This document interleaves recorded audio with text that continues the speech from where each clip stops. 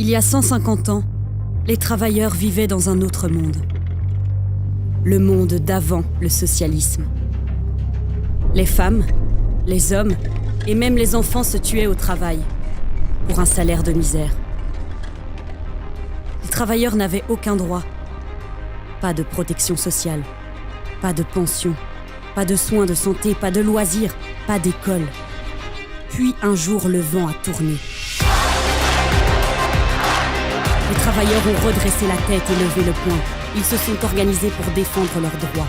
Ils ont fait le serment de se battre sans relâche et de se soutenir dans toutes les épreuves. Le socialisme venait de naître.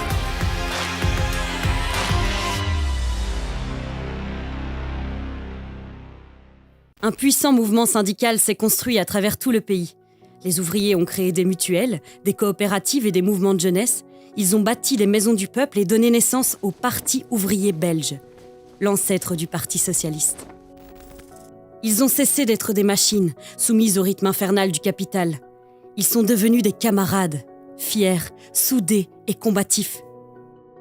Les socialistes ont organisé des grandes grèves, dont on a parlé dans toute l'Europe, et ont commencé à engranger leur première victoire. Avant même de jouir de droits politiques, ils ont arraché les premières législations sociales. Ils se sont serrés les coudes, ils ont organisé la solidarité entre eux et ont jeté les bases de ce qui deviendra, un demi-siècle plus tard, la sécurité sociale. Ils vivaient dans une misère noire, mais ils avaient du courage à revendre. Leur vie était un enfer, mais ils avaient des rêves à n'en plus finir. Ils savaient qu'un autre monde est possible et rien n'a entamé leur détermination. Grâce aux socialistes, les enfants sont sortis des mines et sont allés à l'école. Les travailleurs ont commencé à être protégés contre les accidents, la maladie et la pauvreté dans la vieillesse. Le progrès social a commencé à prendre corps. Rien ne nous fut donné. Tout ce que nous avons obtenu, nous avons dû l'arracher de haute lutte. Quand éclate la Première Guerre mondiale, les travailleurs sont envoyés au massacre par leurs dirigeants. Des dirigeants qu'ils n'ont même pas élus. Mais dès la paix revenue, les socialistes reprennent le combat et ils arrachent le suffrage universel. Désormais, un citoyen égale un citoyen. Le socialisme devient une grande force politique. La voix des travailleurs s'exprime dans les parlements et les gouvernements. La marche vers le progrès reprend de plus belle. En moins d'une décennie, les socialistes obtiennent la création du logement social, l'assurance chômage, l'indexation automatique des salaires, la journée des 8 heures, les bibliothèques publiques, les congés payés, l'accès au transport public et la création d'un fonds des maladies professionnelles. En l'espace de 2 générations, la vie des classes laborieuses a profondément changé. Les rêves de progrès et d'émancipation deviennent réalité.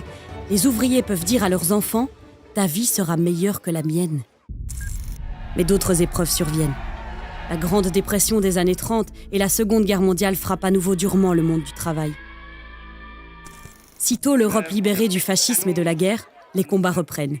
Le POB change de nom et devient le Parti socialiste belge. Unis au sein de l'Action commune, les syndicats, les mutualités et le Parti socialiste mettent en chantier leur plus grande et leur plus belle ambition, la construction de notre cathédrale, la sécurité sociale. Créée en 1944, elle ne cessera de renforcer ses missions jusqu'à nos jours. Quelques années plus tard advient enfin le droit de vote des femmes. Le suffrage, cette fois, est vraiment universel. Et les socialistes vont pouvoir mener d'autres batailles. Chaque fois qu'ils sont au gouvernement, ils conquièrent de nouveaux droits. Et quand ils sont renvoyés dans l'opposition, les socialistes se mobilisent aux côtés des syndicats pour empêcher les régressions sociales. En 1960, une grève historique vient rappeler la détermination des socialistes à refuser l'austérité. C'est non à la régression, non à l'injustice sociale, oui aux réformes de structure, oui aux régions wallonnes et bruxelloises qui permettront aux francophones de prendre leur sort en main. Les socialistes sont de toutes les luttes. Partout où les droits sont bafoués, où les inégalités demeurent, les socialistes prennent fait et cause pour les opprimés. Ils participent à tous les mouvements de décolonisation. Ils accueillent les réfugiés venus du monde entier. En 1981, les socialistes font adopter la loi contre le racisme. Elle sera suivie de nombreuses autres avancées pour le droit d'être soi-même et de mener sa vie comme on l'entend. L'instinct de solidarité qui a animé les pionniers du socialisme il y a près de 150 ans est plus fort que jamais. Aujourd'hui comme hier, les socialistes font vivre la flamme des combats contre les inégalités et les injustices. Année après année, nous arrachons de nouveaux droits et faisons reculer les inégalités. Parce que le socialisme, c'est refuser les privilèges quels qu'ils soient et se battre sans relâche contre toutes les formes d'inégalité. Le socialisme, c'est affirmer partout et toujours l'égalité entre les femmes et les hommes et le refus de toutes les formes de discrimination. Le socialisme, c'est donner à chacun la possibilité d'exercer un travail dans lequel il puisse exprimer tous ses talents et vivre une pension digne et en bonne santé. Le socialisme, c'est étendre la liberté sans cesse pour que chacun puisse mener sa vie selon son idée du bonheur. Le socialisme, c'est donner à tous un accès au logement, à l'école, à la santé, à la culture, au transport pour que chacun puisse mener la vie large.